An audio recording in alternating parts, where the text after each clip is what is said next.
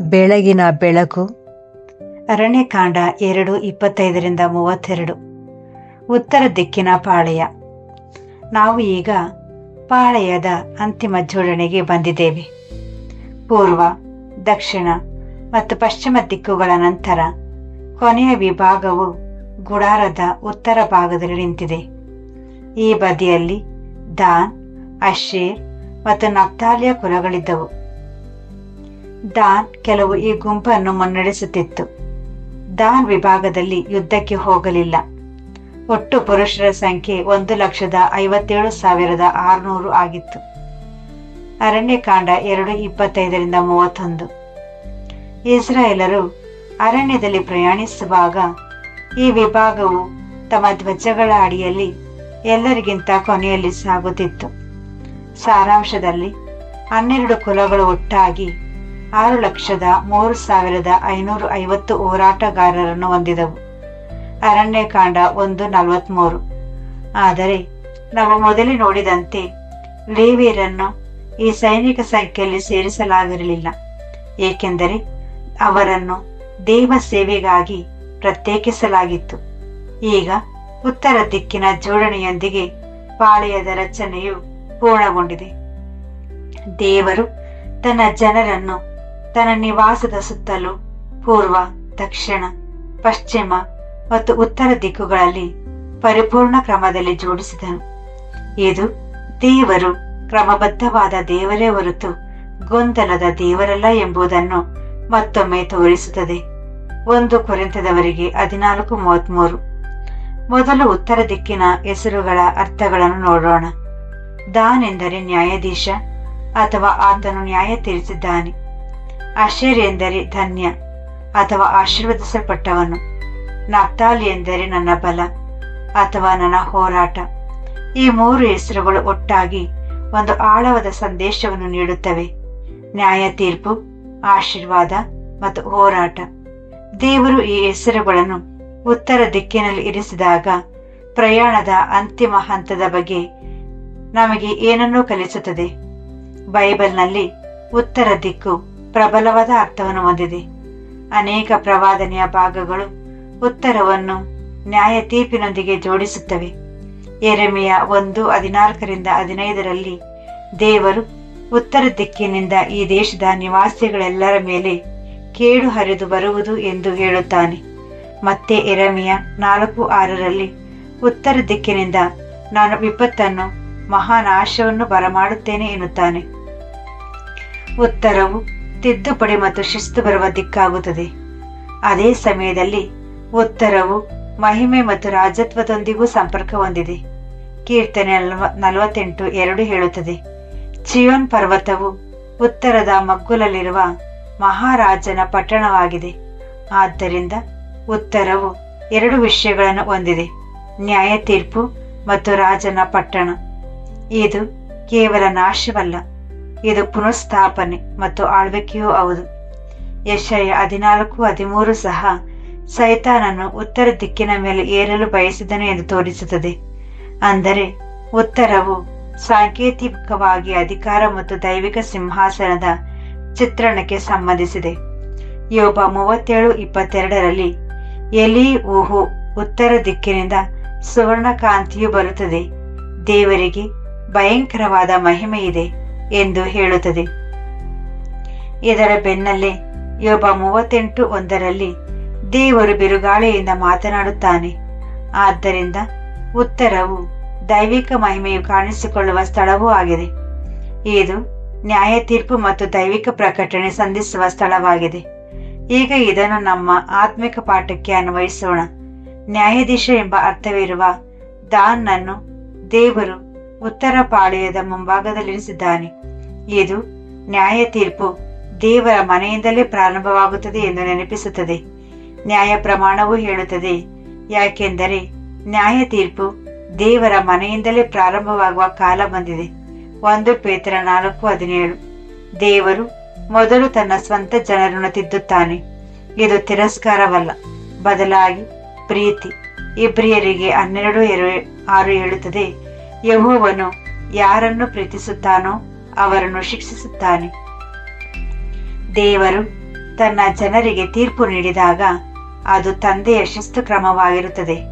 ನಂತರ ಧನ್ಯ ಅಥವಾ ಸುಖಿ ಎಂಬ ಅರ್ಥವಿರುವ ಆಶೀರ್ ಬರುತ್ತಾನೆ. ಇದು ನಮಗೆ ಬಹಳ ಮುಖ್ಯವಾದುದನ್ನು ಕಲಿಸುತ್ತದೆ. ನಾವು ದೇವರಿಂದ ತಿದ್ದುಪಡಿ ಮಾಡಲ್ಪಟ್ಟಾಗ ನಾವು ಕೈ ಬಿಡಲ್ಪಡುವುದಿಲ್ಲ. ಯಾಕೋಬ 1:12 ಹೇಳುತ್ತದೆ, ಪರೀಕ್ಷೆಯನ್ನು ಸಹಿಸಿಕೊಳ್ಳುವವನು ಧನ್ಯನು, ಯಾಕೆಂದರೆ ಅವನು ಪರೀಕ್ಷೆಗೆ ನಿಂತ ಮೇಲೆ ಜೀವದ ಕಿರೀಟವನ್ನು ಹೊಂದುವನು. ಶಿಸ್ತು ನೋವು ಕೊಡಬಹುದು, ಆದರೆ ಅದು ಆಶೀರ್ವಾದಕ್ಕೆ ದಾರಿ ಮಾಡಿಕೊಡುತ್ತದೆ. ನಾವು ತಿದ್ದುಪಡಿಯನ್ನು ದೀನತೆಯಿಂದ ಸ್ವೀಕರಿಸಿದಾಗ ಅದು ನೀತಿ ಮತ್ತು ಶಾಂತಿಯನ್ನು ನೀಡುತ್ತದೆ. ಇಬ್ರಿಯರಿಗೆ 12:11. ಆದ್ದರಿಂದ ನಿಜವಾದ ಸುಖವು ತಿದ್ದುಪಡಿಯ ನಂತರವೂ ದೇವರೊಂದಿಗೆ ಸರಿಯಾಗಿ ನಡೆಯುವುದರಲ್ಲಿ ಅಡಗಿದೆ ಎಂದು ಆಶೀರ್ ನಮಗೆ ನೆನಪಿಸುತ್ತಾನೆ. ನಂತರ ಬಲ ಅಥವಾ ಹೋರಾಟ ಎಂಬ ಅರ್ಥವಿರುವ ನಫ್ತಾಲಿ ಬರುತ್ತಾನೆ. ನಂಬಿಕೆಯ ಪ್ರಯಾಣವು ಸಂಘರ್ಷವಿಲ್ಲದೆ ಇರುವುದಿಲ್ಲ ಎಂದು ಇದು ತೋರಿಸುತ್ತದೆ. ಯಾಕೋಬನು ದೇವದೂತನೊಂದಿಗೆ ನನ್ನ ಬಲದಿಂದ ಹೋರಾಡಿ ಆಶೀರ್ವಾದ ಪಡೆಯುವವರೆಗೆ ಆತನನ್ನು ಬಿಡಲಿಲ್ಲ. ಆದಿಕಾಂಡ 32:24-28. ಅದೇ ರೀತಿ ವಿಶ್ವಾಸಿಗಳು ಹೋರಾಡುತ್ತಾರೆ, ರಕ್ತ ಮಾಂಸಗಳ ವಿರುದ್ಧವಲ್ಲ, ಆತ್ಮಿಕ ದುಷ್ಟ ಶಕ್ತಿಗಳ ವಿರುದ್ಧ. ಎಫೆಸದವರಿಗೆ 6:12. ಹೋರಾಟ ಎಂದರೆ ಸೋಲಲ್ಲ, ಅದು ತೊಡಗಿಸಿಕೊಳ್ಳುವುದು, ಕಷ್ಟದ ನಡುವೆಯೂ ದೇವರನ್ನು ಗಟ್ಟಿಯಾಗಿ ಹಿಡಿದುಕೊಳ್ಳುವುದು ಎಂದರ್ಥ. ಹೀಗೆ ಉತ್ತರ ದಿಕ್ಕು ನಮಗೆ ಒಂದು ಪೂರ್ಣ ಚಿತ್ರಣವನ್ನು ನೀಡುತ್ತದೆ. ನಾವು ದೇವರಿಗೆ ವಿರುದ್ಧವಾಗಿ ನಡೆದು ಪಾಪದಲ್ಲಿ ಮುಂದುವರೆದರೆ ನ್ಯಾಯ ತೀರ್ಪು ಬರುತ್ತದೆ. ಆದರೆ ಆತನ ತಿದ್ದುಪಡಿಯನ್ನು ಸ್ವೀಕರಿಸಿದರೆ ನಾವು ಆಶೀರ್ವದಿಸಲ್ಪಡುತ್ತೇವೆ. ಮತ್ತು ಹೋರಾಟದ ನಡುವೆಯೂ ನಾವು ನಂಬಿಗಸ್ತರಾಗಿ ಉಳಿದರೆ ದೇವರು ನಮಗೆ ತನ್ನನ್ನು ಪ್ರಕಟಿಸಿಕೊಳ್ಳುತ್ತಾನೆ. ಮಹಾ ಸಂಕಟದ ನಂತರ ದೇವರು ಬಿರುಗಾಳಿಯಿಂದ ಯೋಬನೊಂದಿಗೆ ಮಾತನಾಡಿದಂತೆ ಸಹಿಸಿಕೊಳ್ಳುವವರೊಂದಿಗೆ ಆತನು ಮಾತನಾಡುತ್ತಾನೆ. ಇಲ್ಲಿ ಒಂದು ಸುಂದರವಾದ ನೈಸರ್ಗಿಕ ಚಿತ್ರಣವೂ ಇದೆ. ಭೂಮಿಯ ದೂರದ ಉತ್ತರ ತುದಿಯಲ್ಲಿ ಉತ್ತರ ಧ್ರುವದ ಬಳಿ ನಾವು ಉತ್ತರದ ಬೆಳಕನ್ನು ಕಾಣುತ್ತೇವೆ. ಅದು ಕತ್ತಲೆಯಲ್ಲೂ ಪ್ರಕಾಶಿಸುತ್ತದೆ. ಉತ್ತರ ಧ್ರುವದಲ್ಲಿ 6 ತಿಂಗಳು ಹಗಲು ಮತ್ತು 6 ತಿಂಗಳು ಕತ್ತಲೆ ಇರುತ್ತದೆ. ಈ ವಿಶಿಷ್ಟ ಬೆಳಕಿನ ಚಕ್ರವು ಜಗತ್ತಿನ ಬೇರೆಡೆಗಿಂತ ವಿಭಿನ್ನವಾಗಿದೆ. ಇದು ಭೂಗೋಳದ ವಿಷಯವಾದವರು ನಮಗೆ ಒಂದು ಪ್ರತಿಬಿಂಬವನ್ನು ನೀಡುತ್ತದೆ. ಅತ್ಯಂತ ಕತ್ತಲೆಯ ಕಾಲದಲ್ಲೂ ಬೆಳಕು ಮೂಡಬಲ್ಲದು. ದೇವರ ಮಹಿಮೆಯು ನಿರೀಕ್ಷಿತದ ಸ್ಥಳಗಳಲ್ಲಿ ಬೆಳಗುತ್ತದೆ. ಆತ್ಮಿಕವಾಗಿ ಉತ್ತರವು ನ್ಯಾಯ ತೀರ್ಪು ಮತ್ತು ಹೋರಾಟದ ಆಚೆಗೆ ಮಹಾರಾಜನ ಪಟ್ಟಣವಿದೆ ಎಂದು ನೆನಪಿಸುತ್ತದೆ. ಕೀರ್ತನೆ 48:2 ಉತ್ತರದ ಮಗ್ಗುಲಲ್ಲಿರುವ ಚಿಯೋನ್ ಬಗ್ಗೆ ಮಾತನಾಡುತ್ತದೆ. ಪ್ರಕಟಣೆ ಗ್ರಂಥವು ನೂತನ ಯೆರೂಸಲೇಮಿನ ಬಗ್ಗೆ ಮಾತನಾಡುತ್ತದೆ. ಅಲ್ಲಿ ದೇವರು ತನ್ನ ಜನರೊಂದಿಗೆ ವಾಸಿಸುತ್ತಾನೆ. ತಿದ್ದುಪಡಿ, ಸಹನೆ ಮತ್ತು ಹೋರಾಟದ ನಂತರ ರಾಜ್ಯದಲ್ಲಿ ಸ್ಥಾಪಿಸಲ್ಪಡುವ ಸಮಯ ಬರುತ್ತದೆ. ಇದು ಕ್ರಿಸ್ತನ ಗೋಚರ ಆಳ್ವಿಕೆಯಾಗಿದೆ. ಕ್ರಿಸ್ತನು ಸ್ವತಃ ಈ ಹಾದಿಯಲ್ಲಿ ನಡೆದನು. ಆತನು ತನ್ನ ಪಾಪಕ್ಕಲ್ಲ, ನಮ್ಮ ಪಾಪಕ್ಕಾಗಿ ನ್ಯಾಯ ತೀರ್ಪನ್ನು ಸಹಿಸಿಕೊಂಡನು. ಆತನು ಗೆಸ್ಸೆಮನೆಯಲ್ಲಿ ಕಷ್ಟಪಟ್ಟನು ಮತ್ತು ಹೋರಾಡಿದನು. ಆತನು ಶಿಲುಬೆಯನ್ನು ಸಹಿಸಿದನು. ಆದರೆ ಆ ಹೋರಾಟದ ಮೂಲಕವೇ ಆಶೀರ್ವಾದ ಮತ್ತು ಮಹಿಮೆ ಬಂದಿತು.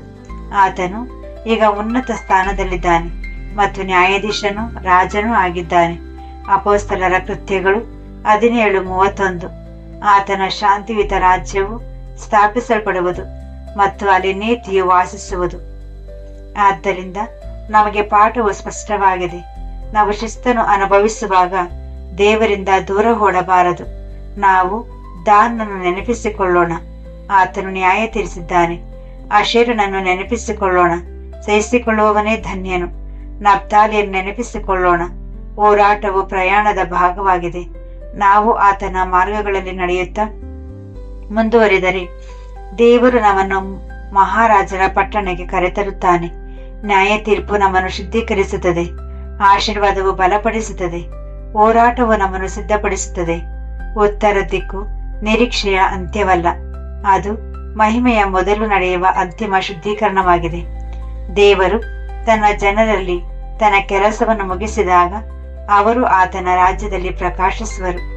ನ್ಯಾಯ ತೀರಿಸುವವನೇ ನಮ್ಮನ್ನು ರಕ್ಷಿಸುವವನೂ ಆಗಿದ್ದಾನೆ. ಆದ್ದರಿಂದ ನಾವು ರಾಜನ ಸನ್ನಿಧಿಯಲ್ಲಿ ನಿಲ್ಲುವವರೆಗೆ ಜಾಗರೂಕತೆಯಿಂದ, ವಿನಯತೆಯಿಂದ ಮತ್ತು ನಂಬಿಗಸ್ತೆಯಿಂದ ನಡೆಯೋಣ. ಪ್ರಾರ್ಥನೆ. ಪವಿತ್ರ ತಂದೆಯಾದ ಯೆಹೋವನೇ, ನಿನ್ನ ನ್ಯಾಯ ತೀರ್ಪು ನಮ್ಮನ್ನು ತಿದ್ದಲು ಬಂದಾಗ ಅದನ್ನು ವಿನಯತೆಯಿಂದ ಮತ್ತು ನಂಬಿಕೆಯಿಂದ ಸ್ವೀಕರಿಸಲು ನಮಗೆ ಸಹಾಯ ಮಾಡು. ನಮ್ಮ ಹೋರಾಟಗಳಲ್ಲಿ ಮತ್ತು ತನ್ನ ಬಲಹೀನತೆಯ ಬಲದಲ್ಲಿ ನಿನ್ನನ್ನು ಗಟ್ಟಿಯಾಗಿ ಹಿಡಿದುಕೊಳ್ಳಲು ಮತ್ತು ಎಂದಿಗೂ ಬಿಡದಂತೆ ನಮಗೆ ಶಕ್ತಿಯನ್ನು ನೀಡು. ನೀನು ನಮ್ಮನ್ನು ಮಹಿಮೆಗಾಗಿ ರೂಪಿಸುತ್ತಿದ್ದೀಯಾ ಎಂದು ತಿಳಿಸು. ನಿನ್ನ ಶಿಸ್ತಿನಲ್ಲೂ ನಿನ್ನ ಆಶೀರ್ವಾದವನ್ನು ಕಾಣಲು ನಮಗೆ ಕಲಿಸು. ನಮ್ಮ ಅತ್ಯಂತ ಕತ್ತಲೆಯ ಕಾಲದಲ್ಲಿ ನಿನ್ನ ಬೆಳಕು ನನ್ನ ಮೇಲೆ ಬೆಳಗಲಿ ಮತ್ತು ನೀನು ಯೋಬನೊಂದಿಗೆ ಮಾತನಾಡಿದಂತೆ ನಮ್ಮೊಂದಿಗೂ ಮಾತನಾಡು. ಮಹಾರಾಜನ ಪಟ್ಟಣಕ್ಕೆ ನಮ್ಮನ್ನು ಸುರಕ್ಷಿತವಾಗಿ ನಡೆಸು. ಅಲ್ಲಿ ನಾವು ಎಂದೆಂದಿಗೂ ನಿನ್ನ ಸನ್ನಿಧಿಯಲ್ಲಿ ನಿಲ್ಲುವೆವು. ಆಮೇನ್.